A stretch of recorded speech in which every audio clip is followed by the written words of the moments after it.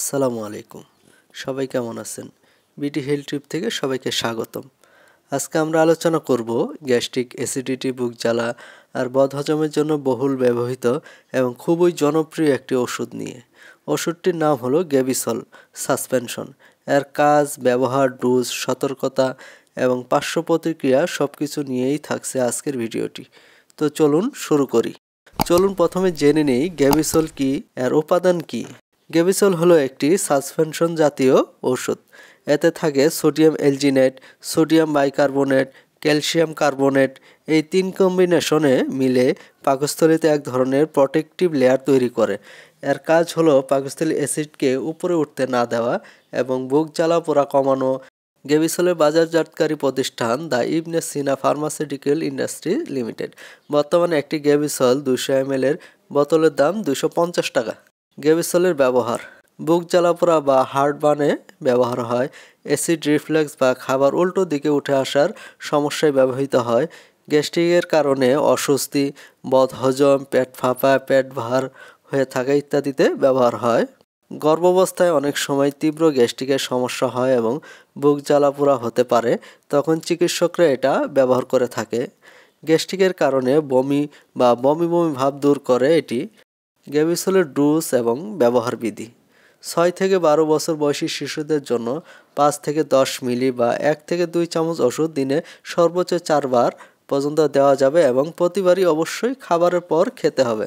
12 বছরের বেশি এবং প্রাপ্তবয়স্কদের জন্য 10 থেকে 20 মিলি বা 2 থেকে 4 চামচ ওষুধ দিনে সর্বোচ্চ 4 বার খাবার পর দিতে হবে। 6 বছরের নিচের বাচ্চাদের জন্য নির্দেশিত নয় এটি। 6 বছরের নিচের বাচ্চাদের ক্ষেত্রে ব্যবহারের পূর্বে অবশ্যই আপনার চিকিৎসকের সাথে পরামর্শ করে নেবেন।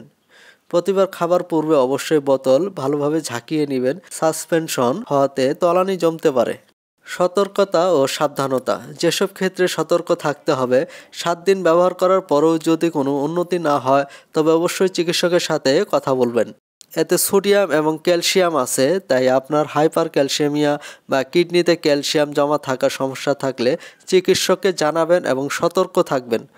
লবণ নিয়ন্ত্রিত ডায়েট বা কিডনি বা হার্ট সমস্যা থাকলে সতর্কতা অবলম্বন করতে হবে।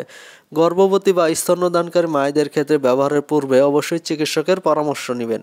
গ্যাভিসল সাসপেনশনের পার্শ্ব প্রতিক্রিয়া: গ্যাভিসলের পার্শ্ব প্রতিক্রিয়া খুবই কম। এটি খুবই সুসহনীয় একটি ওষুধ। তারপরও সামান্য কিছু পার্শ্ব প্রতিক্রিয়া পরিলক্ষিত হতে পারে, যেমন কোষ্ঠকাঠিন্য, পেট ফাঁপা, টক ঢেকুর তোলা, পাকস্থলীর খিঁচুনি। খুব কম ক্ষেত্রে অ্যালার্জি প্রতিক্রিয়া। যদি অতি বেশি মাত্রায় গ্যাভিসল গ্রহণ করা হয় তবে পেট ফুলে যেতে পারে। এমন হলে দ্রুত চিকিৎসকের সাথে পরামর্শ করে নিতে হবে।